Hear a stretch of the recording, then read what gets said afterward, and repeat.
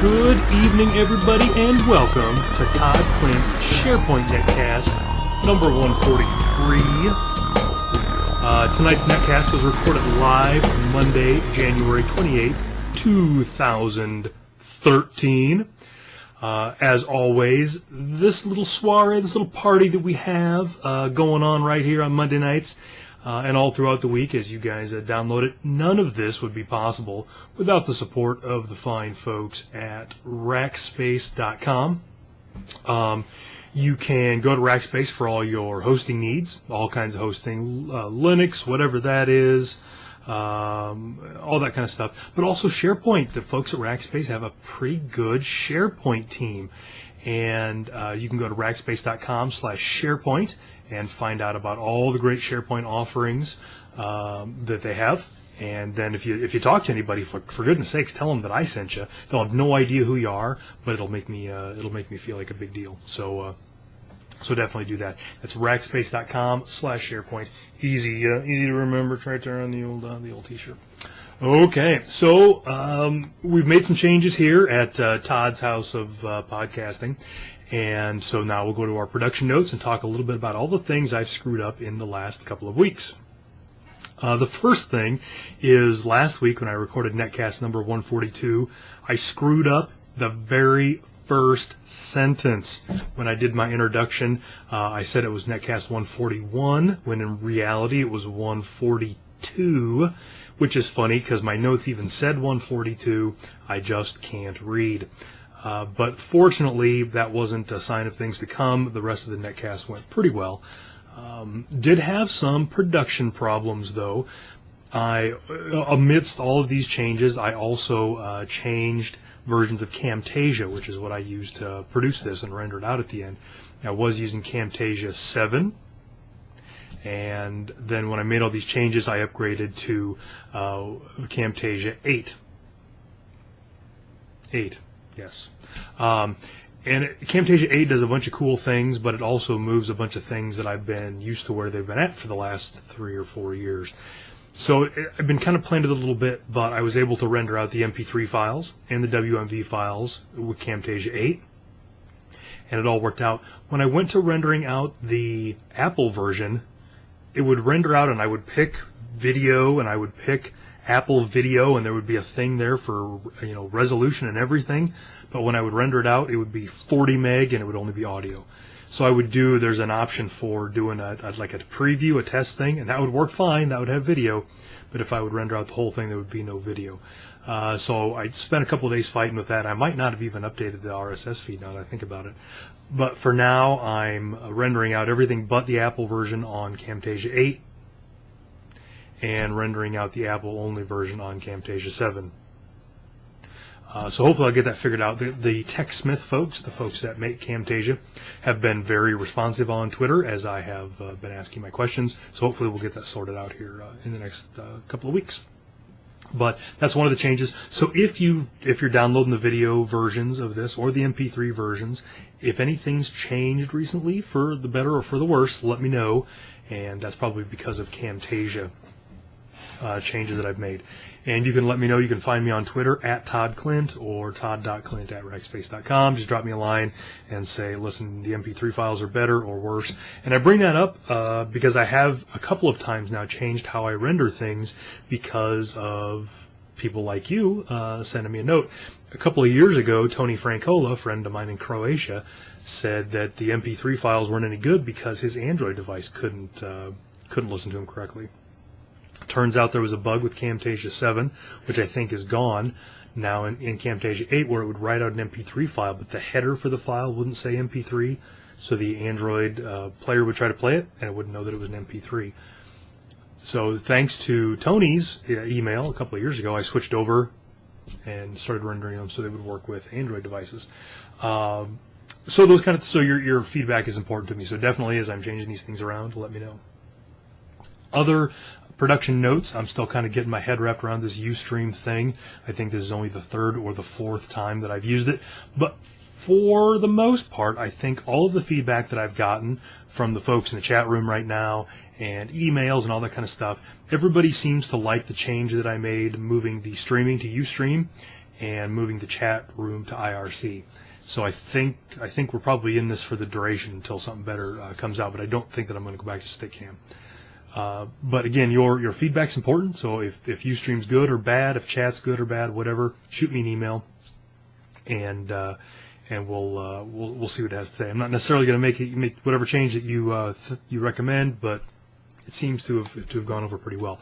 And part of what that allowed me to do was to set up that page at toddclint.com/netcast, where I could easily embed the Ustream video, so you can just go there right now and it should just pop up when you hit play. I could easily embed the chat box so that you can just get in from there.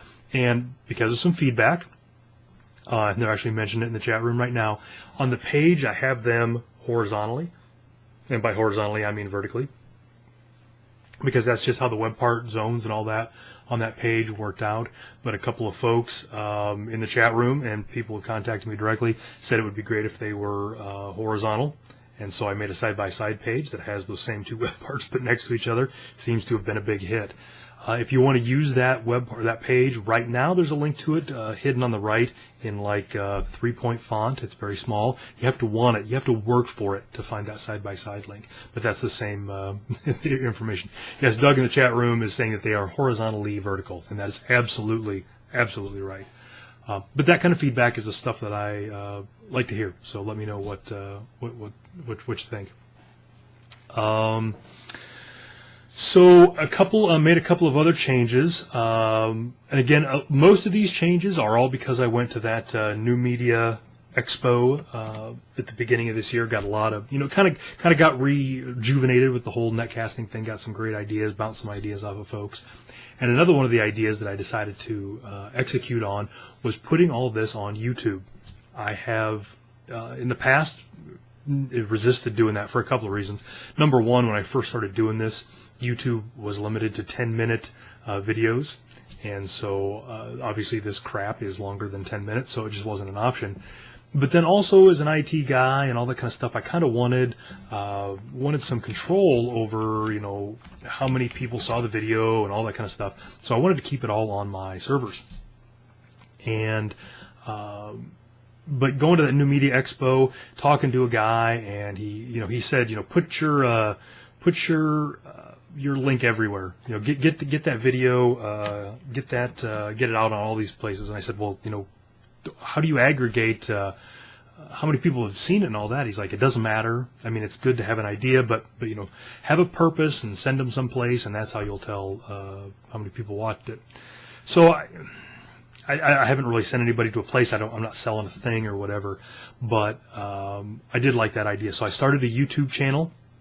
You can go to youtube.com/ToddClintNetcast, and every week I will be uploading the videos to that, and it's obviously got comments built in and all that kind of stuff. So you can subscribe to that channel and see them that way. You can still get them all of the ways that you got them before. I'm not taking any options away with the YouTube channel. You'll still be able to, there'll still be blog posts where you'll be able to link to them. You'll still be able to use the RSS feeds and pull them in that way. It's just another option. It takes almost no work on my part to put that up there. So, but I'm curious about feedback. What do you think about having it on YouTube? Does that make it easier to consume? Is it a waste of my time? Things like that. Just another one of those things. Another great benefit to having it on Ustream, and I found out about this tonight. Ben in the chat room has a Roku box, and the Roku has a Ustream channel, and so it looks like he's been able to watch this on his big screen, which I can't even imagine how horrible. I would have shaved if I'd have known that he was going to have this on the big screen. But he can have it on his big screen through the Ustream channel on the Roku box. So just another way to consume it. One of the philosophy changes that I kind of adopted a couple of years ago, I stole from a comedian, Louis C.K. And Louis C.K. self-produced a stand-up bit a couple of years ago, and he he did it all himself. He sold it on his website. He sold, the streaming video and all that stuff for $5. And he had a big, thing on there about why he was doing it the way that he did it. And one of the phrases that he used in there really stood out to me as something that I wanted to adopt. And he said that he was having, an MP3 and a low-res version and a high-res version and a streaming version, and there was no DRM, no digital rights management anywhere. And the reason he chose to go that way was because he wanted to make it as easy as possible for people to consume his work. He wanted there to be no fault of his why somebody couldn't get his stuff. And I thought, that's kind of what I want to do. I want to make it as easy as possible for people to consume my stuff. And so the Ustream thing is part of that. Being able to do it on Roku helps with that. Having it on YouTube helps with that. But I just want to make it as easy as possible, because honestly, this stuff isn't very good, and if people have to put any effort into getting to it at all, something shiny is going to get their attention, or they're going to accidentally stumble on some real content that's actually, entertaining and educational, and I'm going to be gone. So I got to make it easy, or else nobody's going to know I even exist. But so those are some of the changes. I still have a few other things that I want to play with, but we're kind of doing these evolutionary changes to kind of make things improve a little bit. And again, got a lot of these ideas from the new Media Expo. There was a lot of good stuff there. Still have some other things that I want to capitalize on. But again, your feedback's important. So let me know what works. Let me know what doesn't work, and I'll see what I can do. All right. So I've been stalling now. Let's actually get to some technical stuff. Some SharePoint related stuff, and I just realized I've got these in the wrong order in my notes, so chat amongst yourselves for a minute while I order them correctly so that I don't miss them. Okay, all done. So the first thing, couple of things we've been talking about a little bit the last couple of weeks are some patches that have just been raising all kinds of havoc with SharePoint and Windows. And so, like any good soap opera, we've got some updates for that this week. So first off, I want to talk about the Windows 2008 R2 patch that breaks SharePoint 2010. So a refresher for those of you that have just stumbled upon this literary masterpiece that is my Netcast, though it's not really literary. This video, whatever, this great thing that you're listening to or watching right now. When the MS 1304 patch came out for Windows 2008 R2, it broke SharePoint 2010. And it broke the security token service and did a bunch of horrible stuff. This only happened if Windows 2008 R2 was not patched with SP1. So let me be very clear. It doesn't matter if you have SharePoint 2010 SP1, though you should, and you should feel ashamed if you don't. But if you don't have SP1 for 2010, the only thing that's wrong is, your shame. If you don't have Windows 2008 R2 SP1, then that is what will break with this patch if you install it. So if you don't have SP1 on Windows and you put that patch on, and that patch came down with Windows Update, so you might not have even realized that. You might have been getting that nagging little thing, just next, finish, kablooey, SharePoint explodes. A couple of ways to fix that. One of the ways was to put SP1 on Windows 2008 R2, though that I saw a couple of people report that had some problems with RDP, but they have re-released or repackaged MS 1304, and so now they claim that it doesn't break SharePoint anymore if you're on RTM. So hopefully, this might be too little too late. If you were going to get hit by this, you probably already have been, but I thought I would follow that up a little bit. But that was re-released last week sometime. So another patch, we've all heard the phrase, dingoes ate my baby. Well, the December 2012 hotfix for SharePoint 2013 ate my user profile service. So the story has been for a while now that if you installed the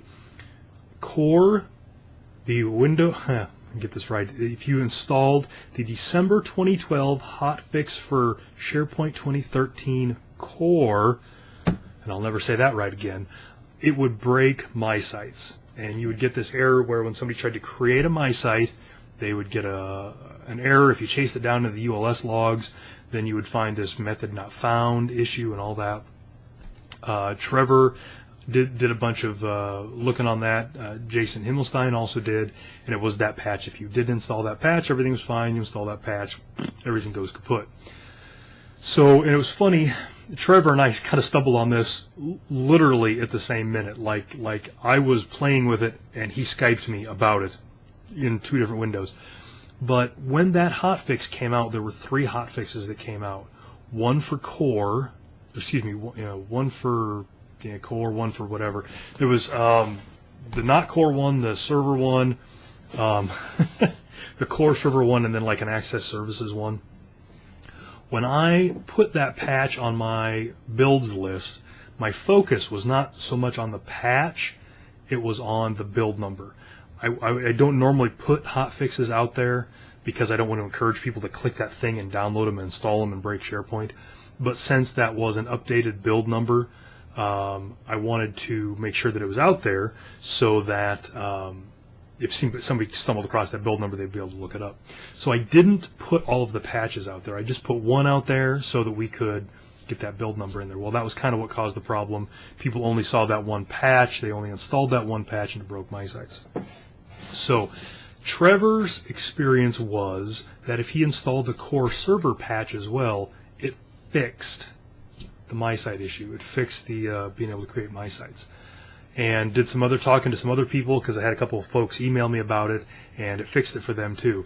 Now, I had a VM that I had purposely installed the single patch on to break it, confirmed that it broke. I tried installing the core server patch that had fixed it for other people. It did not fix it for me. As a matter of fact, it made it worse. And in the chat room, they're talking about my facial hair and it's making my face itch. Stop that. So before I put the core server patch on, I couldn't create my sites. As soon as I put the core server patch on, it broke the user profile service completely. All the links went away at the top. I can't get into the user profile service. I can't manage it. I can't do anything with it. I can't start. It's just completely dead. Now, fortunately, that virtual machine, I was playing with that because of this patch, so I created a snapshot before that and rolled back, and everything's fine. So my guidance on this is don't install any of those hotfixes unless they fix a problem that you've got, whatever that problem might be, because the hotfixes are kind of short on details. And if they do, for goodness sakes, have good backups. If everything's virtualized, snap them first.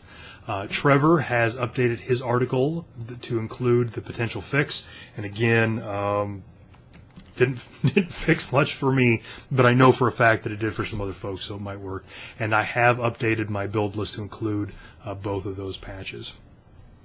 So keep that in mind. If you're, like always, don't put a patch on unless it fixes something that you need. It can cause you some problems. So I would beware. I'm guessing next month we're going to see our first SharePoint 2013 cumulative update, and then we can start this whole thing over again. Okay, folks in the chat room, a lot of folks have been having that problem, so I apologize for that one. I should have put all the patches, and I still haven't put the access services patch on there, and I probably should. But I hate the appearance that I'm giving tacit approval to a patch by putting it on my build list. I don't want people breaking their stuff. Okay, so this is another one. This is a message that I got from a viewer, someone just like you, someone who's been on the other end of this netcast and has had this burning question and was kind of shy, but then finally emailed me about it, and we had this big chat. So this question was submitted by Jacob Airstock. I think that's how you pronounce his name. He had a couple other questions, but the one that I wanted to talk about tonight was about app pools and recycling app pools and why some things are set up the way that they are. And so his question was mainly around, he had noticed that the content app pools in SharePoint 2010, and this is the same for SharePoint 2013, the content app pools were set to recycle every morning at some random time, 1 or 2 o'clock-ish, somewhere around there. And so he thought that was a good idea. It's probably good. But he noticed that the service app pools were not. And so his question was kind of around, why is one recycling and why is one not? Should I fiddle with these settings at all? Should I make the one that is not and the one that's not? Do all this kind of stuff. He just kind of wanted some background on all of the app pool stuff. And so that's kind of what I'm going to talk about. And then he found a TechNet article that kind of explained it, why app pools were recycled, but it was kind of an older TechNet article, so it wasn't completely up to date. It was about SharePoint 2007, I think. So basically, recycling app pools comes from a couple of different things. First off, in the bad old days, when the dinosaurs ruled the earth and all that, and Fire and the Wheel were just coming into their own, SharePoint was a 32-bit only application. And because of the 32-bit memory space, application pools couldn't get larger than 2 gig. But in reality, they would get too big long before 2 gig and start crashing and getting inconsistent and all this other kind of stuff long before they got to be 2 gig. So one of the stopgap things or the band-aids for that, and this wasn't a SharePoint thing, this is just a .NET thing. The way that they handled that was just by scheduling app pool recycles. So you get an app pool, it would get to be 800-900 meg. It would lumber along during the day, and then at midnight, all the app pools get flushed. The next morning, they would start back up, and they would be fresh, like that movie Memento, sort of. Can't remember anything that is done. So that was kind of why, because they would just get too big and just get crashy, I guess is a good way to explain it. The problem now is, well, not the problem, but things have changed, and now we're all in 64-bit architecture. And the address space for 64-bit is like 47 bazillion Google bytes or something. So we're not bumping up against that limit of we've got a 2 gig address space and we need so much for this and so much for this. So after we get around to gig, everything starts to crumble. We don't have that problem anymore because the address space for 64-bit processes is huge. So while the 64-bit address space fixes the running out of space and falling to my death issue, it doesn't, however, fix the whole things that are cached have gotten corrupted and stale and gross issue, which didn't get as bad with the 32-bit app pools because we were recycling them so often because of the memory limits that things didn't really have a chance to get corrupt and icky. But now that we've got these 64-bit app pools, things can get icky. So because of that, Microsoft has decided to leave the content app pools setting the same, where they recycle every day. And the content app pools are more susceptible to ickiness because of a couple of things. Number one, they have more custom code running in them than service app pools do. So your your custom web parts and all these kind of crazy things end up being run through that application pool for your content web app, and so there's more chance of screwery. Service app pools, however, don't have you can't really plug into a service app very well. I mean, the interfaces are much more limited, and if you do write your own service app, then you can probably just run that in its own app pool, and then you don't have that problem. So service app pools are more stable because of this, and they're not as apt to get clumsy. So that was kind of my explanation to him about why app pools do the things that they do. But then my final parting word was not to change any of the defaults. I would not alter the defaults on the content web app pools because they should recycle once a day. If they need to recycle more often than that, then you need to figure out what's causing them to get icky. And I would also not change your service app pools. Just let them run and all that. So he asked another question I didn't put down on my notes, but some folks in the chat room have talked about it. When the app pool recycles because of IIS, it's essentially the same as doing an IIS reset space/stop. Well, it's the same as doing just an IIS reset. So when SharePoint has problems and you hear somebody say, "Oh, do an IIS reset," you're essentially doing the same thing as an app pool recycle. So it's the same sort of fix, and you got to be careful with those. number one, anything that's in motion will stop, and that's why you see people using the / no force, because that lets the app pool finish up whatever it's doing, and then pull itself out. But also, when you do an app pool recycle, either because of the 1 o'clock one or an IIS reset, then you have that problem where the app pool is now shut off, and the first person that hits SharePoint gets that really long pause as SharePoint starts to rebuild the app pool. And you can watch the W3 WP process get bigger as it caches all the things that it needs to build that page. But more importantly, it needs to cache all the different DLLs that it references. So then if you hit a team site page, it shows up really slow. And then the next time somebody hits a publishing page, that shows up slow. Somebody hits a search page, that shows up slow, until everything gets cached. So if you've got a crashy web app, if you don't want to do an IIS reset, you can do some more surgical IIS resetting. You can actually go into IIS and right-click on the web app, the app pool, and hit recycle, and it will just do the app pool that you're on. Or also with IIS reset or app command, I think it's app command. You can do it from the command line and target a specific app pool. So, but for the most part, that stuff shouldn't be a problem now, hopefully. If it is, you've probably got some custom code that's causing you some grief. So start looking at that. So Doug in the chat room, who's going for the Teacher's Pet award tonight, the command is app cmd space recycle space app pool space / the app pool name.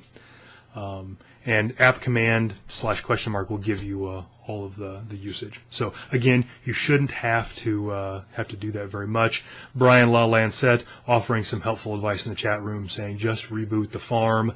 That will also do it. That does, when you reboot every SharePoint box, it does recycle your application pools. True story. So that will work. And I would repeat Jason Himmelstein's joke, but nobody would get it. So that's what that is. So hopefully so thanks to Jacob for the question, and hopefully that filled in some stuff, some questions. So moving on to another question I got this week. Oh wait, I have to do something quick. So I have to get into costume for this next question. Don't you guys go anywhere here.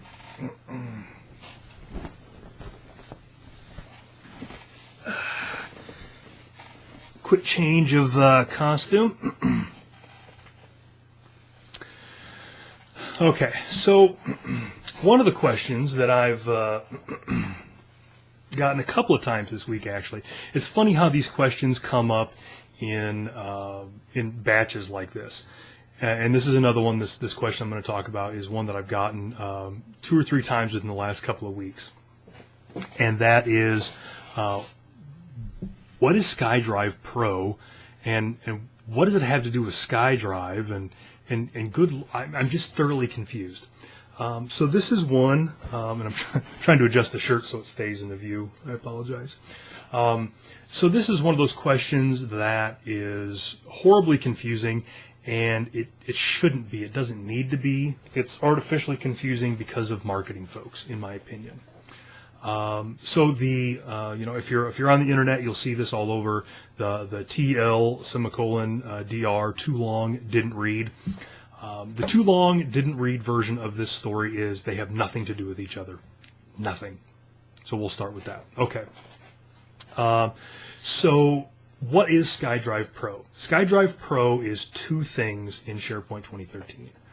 SkyDrive Pro is another name for your MySite, your individual MySite site collection documents library. That is your SkyDrive Pro.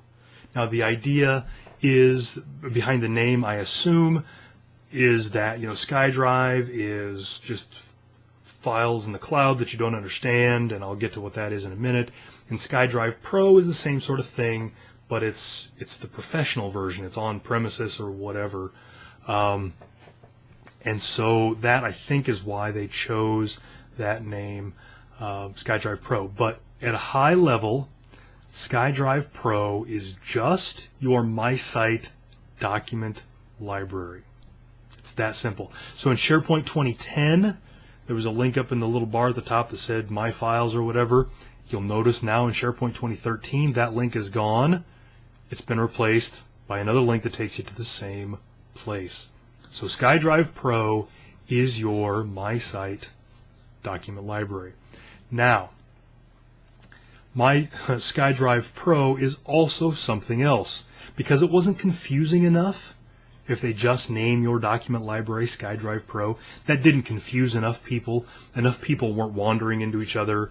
They just didn't know what was going on, enough of them. So the marketing folks at SharePoint took it one step further. SkyDrive Pro is also the name of the technology that's used to sync document libraries from SharePoint to your local box. Now, one of the ways that the SkyDrive Pro technology can be used is to sync your SkyDrive Pro document library from SharePoint down to your machine. That's how they really get you. That's how they really add to the confusion. So SkyDrive Pro is both your My Site document library and the technology that syncs your My Site document library to your local machine. I'm sorry, folks. This isn't my fault. I didn't make this up.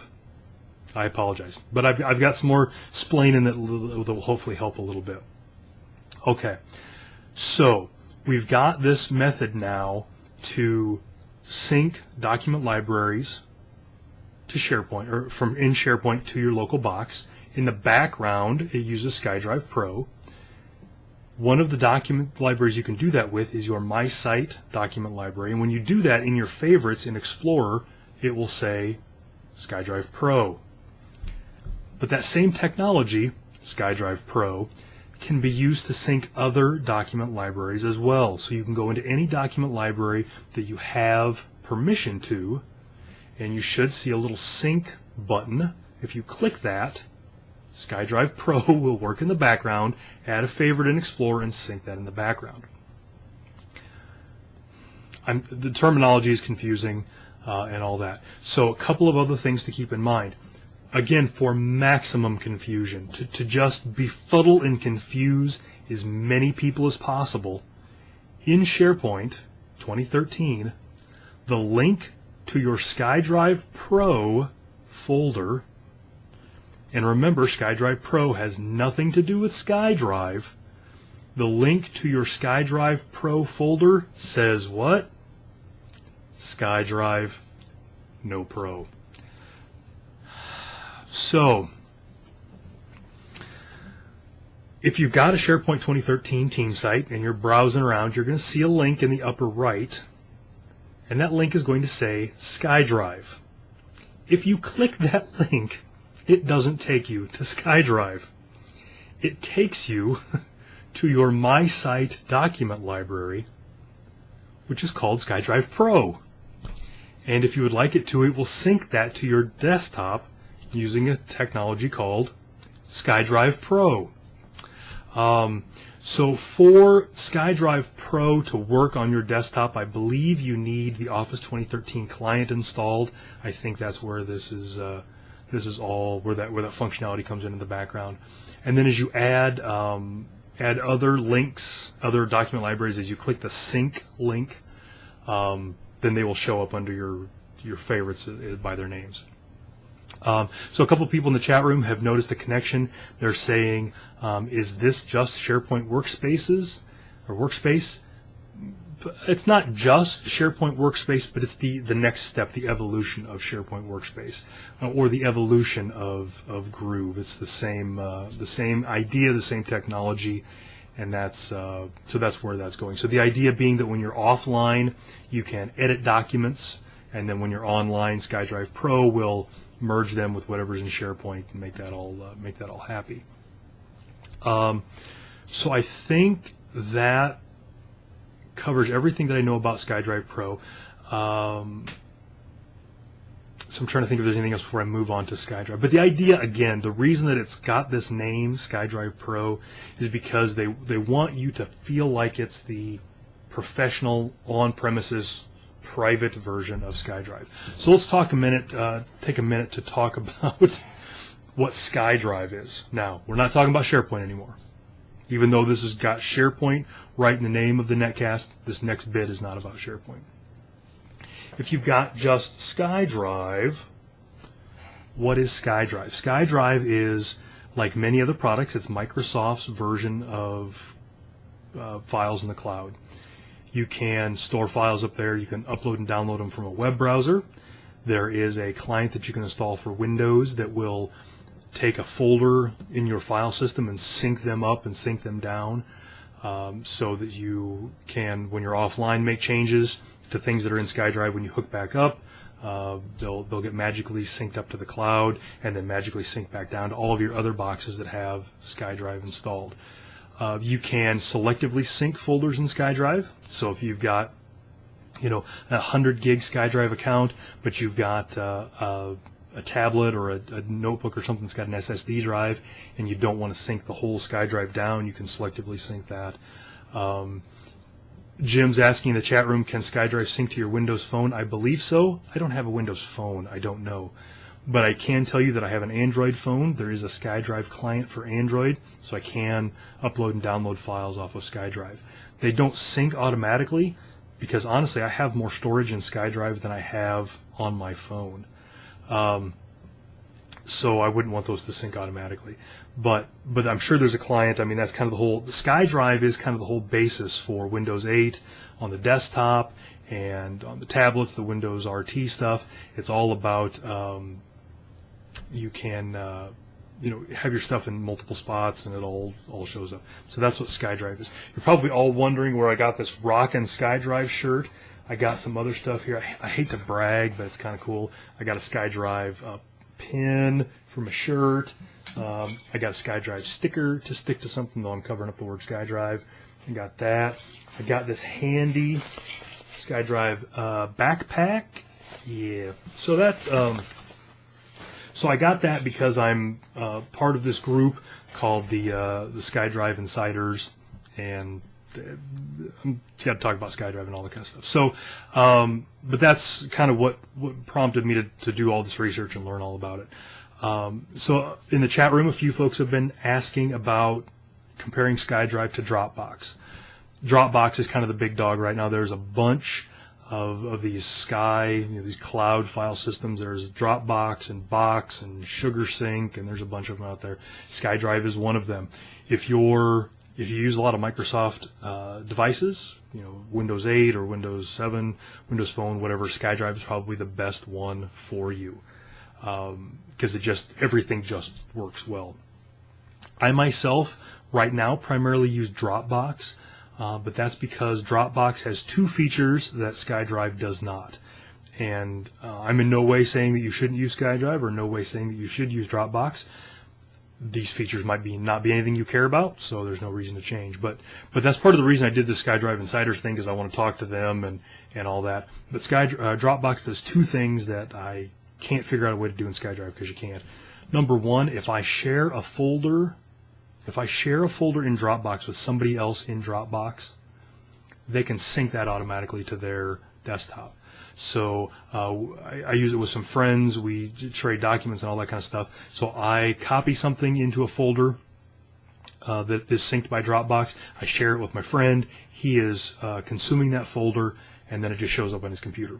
If you do that with SkyDrive, the synced folder, if you don't own the folder, does not sync automatically to your computer. So Doug in the chat room is saying that he does it. So if I share a folder with Doug and I call it super secret SharePoint stuff, he accepts that. When I put super secret SharePoint docs in that folder in Explorer on my computer, he can't get to them from Explorer on his computer. If you're consuming a shared folder, you have to do it through the web, which kind of stinks because the whole not having to deal with the website is part of what makes all this file sync and stuff rock quite as hard as it does. The other thing that that SkyDrive doesn't do that Dropbox does is if I share out an individual file and make it public, with Dropbox I can give out a URL that is that file. So if it's a text file, it's the URL has .text at the end, whatever, and you don't need a web browser to get it. If I share out a public file with SkyDrive, the link just takes them to a page inside of SkyDrive that has my public folders, and they can pull it out. those two things are things that I use for whatever reason, and they've been a stumbling point for me. I know that the SkyDrive team is on that kind of stuff. They're looking into that. So in the chat room, a Music Druid is asking, can you prevent folks internally from linking up to Dropbox and SkyDrive outside the intranet? Absolutely.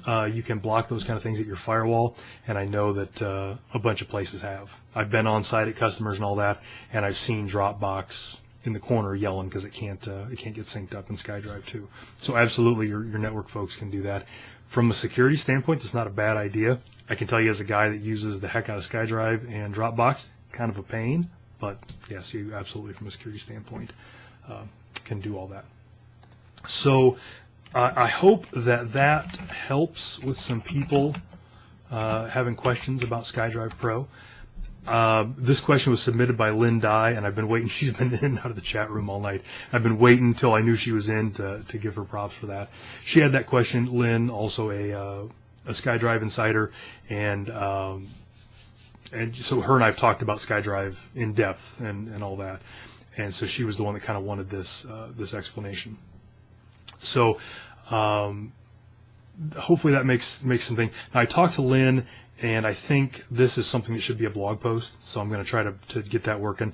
And I talked to Lynn a couple days ago about that, and I'm like, hey, I should blog this, and I wanted to do some screenshots and show her everything was at. My SharePoint 2013 farm was broken. There was no SkyDrive link because of that patch. So that's my excuse right now for not having that blog post out, because SharePoint 2013 was broken. But hopefully, once I get the blog post done, it'll have lots of pictures and arrows, and hopefully all make a lot of sense. Now, I believe Christina Wheeler, who is also in the chat room. Hi, Christina. I think she asked a question on Facebook about whether you could block people from having that SkyDrive link up in their in the menu. So I asked her if she wanted just the link to go away or if she wanted the functionality to go away. And this was something for a client, so I don't think she was sure which they wanted. If you want the link to go away, that's just a branding thing. Master page, walk, I don't understand any of that kind of stuff. I'm sure you can brand that one away and hide it. If you want the functionality to go away, then you need to do the same thing that you did in 2010, and you go in, you set a group that can create my sites, and then you make sure that they're not in there. So she's asking about disabling the functionality. I looked at this a little bit, but again, my user profile service was broken in 2013. But it looks like you don't have the granular control in 2013 that you did in 2010. In 2010, you could say, I want people to be able to do comment on stuff, but not create a my site. I don't think in 2013 you've got that. I think in 2013 it's one big checkbox that says, do all the fun social stuff or not. But Christina, I owe you a follow-up on that because I was going to play with that, and I just didn't get that all done before tonight because the patch broke. The dingoes ate my baby, and the patch broke my user profile service. So, and I see the folks in the chat room that are using Windows 8 have all kinds of great SkyDrive tips. I really don't have Windows 8 on anything yet, so I can't, and I don't have a Windows 8 phone. But so there's good stuff in that. And that brings up another completely unrelated topic, is every week when I post the blog post for a Netcast, I post the chat room, the text from the chat room. So you folks that can't get in, oddly have something better to do Monday nights at 8:30, you can look and see what all the stuff that they're talking about in the chat room is. So I don't know if anybody, finds that helpful or not, but it's pretty easy now that the chat room is outside of Stickcam. I can just pull open the file and all that. And yes, so they're bringing it up in the chat room now. And also, if you're in the chat room and you've said something that you don't want in the transcript, let me know and I can pull it out. But anyway, so again, if you have any more SkyDrive Pro questions, shoot them my way. Hopefully this explains it all, but maybe not. So let me know if it didn't. So again, thanks to Lynn for the question. And so now for the self-promotion part of tonight's Netcast, the part that you're really all here for. First off, next week I'm going to be in San Antonio. going to be teaching SharePoint 2013 administration class down at the castle. So you know what that means. If I'm traveling to the castle and I'm there on a Monday night, I'm doing the netcast from the castle, and there's going to be some of my fellow rackers making cameos. Not sure who. We have absolutely nothing planned, but next week, expect it to be the same time, 8:30 Central. Expect it to be a different background and people who are better looking and better on camera than me making some cameos. But other than that, it should all be the same time. There's a live studio audience. Yeah, if you're in the San Antonio area, want to swing by the castle, be in the San Antonio or be in the live studio audience, give me a shout. I'll hook you up. I'll get you in. Yeah, and so a couple of folks that saw the one I did last time had the background with all the stuff. I think that background worked pretty well. I liked all that. So we're doing the class. If you're in the San Antonio area next week, want to take Shane and I's first SharePoint 2013 administration class, you can still sign up for that. I think the easiest way to get to that is to go to SharePoint911.com and then click training up in the bar. And that'll get you all the information that you need about that. Speaking of SharePoint 2013 and administration, still plugging away at that book that Shane and Steve and I are writing. We're getting close. I think we're just a couple chapters away from being done, and those chapters might all be mine. But really close. I can smell the end, and it smells delicious. So like I mentioned last week, you can pre-order that book on Amazon, or I'm also going to be selling them on my website. And so if you would like an autographed copy of the book, they'll be on the website. I'm not sure how we'll work all that out, but if you do want an autographed copy, don't pre-order from Amazon just yet. I'll wait till I get it up on my blog, and I'll sell them there. So, and Lori shouting out, yes, you can buy some copies out of the back of my van. Now, this is all above board. I talked to Wiley about it. They're all good with it. But yeah, we'll have some signed ones out there for everybody. So thanks for your patience on that. That should have been done like a month ago, and it's just just too much.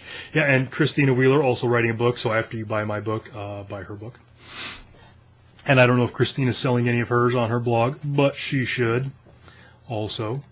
So the other big thing going on is March 3rd through the 6th. So gosh, like a month from now, SP TechCon in San Francisco. Shane and I are doing Admin 1, Admin 2, and a little install session.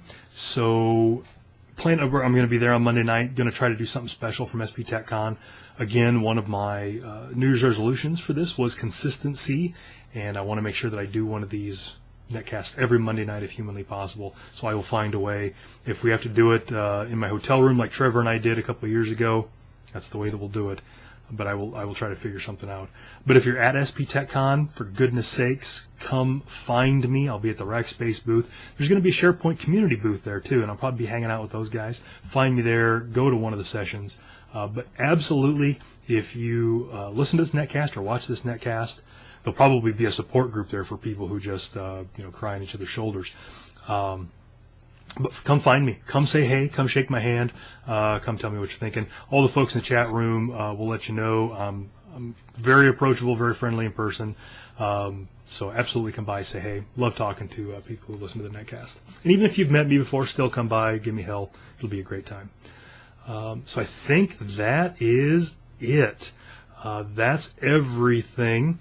So it went long again tonight. These things just keep getting longer and longer. But thanks to the folks, Jacob and Lynn and all those folks that send in questions. If you've got something, by all means, send it in. Don't forget, we've got a YouTube channel now. You can go to youtube.com/ToddClintNetcast. Also, there are video versions of this. If you're listening to the audio version, you can get the video version at YouTube. Might start putting them on Ustream. Haven't decided yet. You can also download the video versions from the blog posts. And then also on my Netcast page, I've got a link that says like Netcast downloads or something. That is just a link to the library where they're all at. So you can just go in there without going to a blog post, without going to an RSS feed. Just go into that library and see them all and download them however you want. But again, any suggestions that you have to make this better, I'm all ears. Lord knows there's lots of low-hanging fruit, so I can take any advice you got to give. So thanks to everybody. Chat room, you've been great. Smooches to all you guys. You've been very helpful. To those of you that downloaded, thanks to you again. This is Todd Clint signing off. So have a good night. See you next week.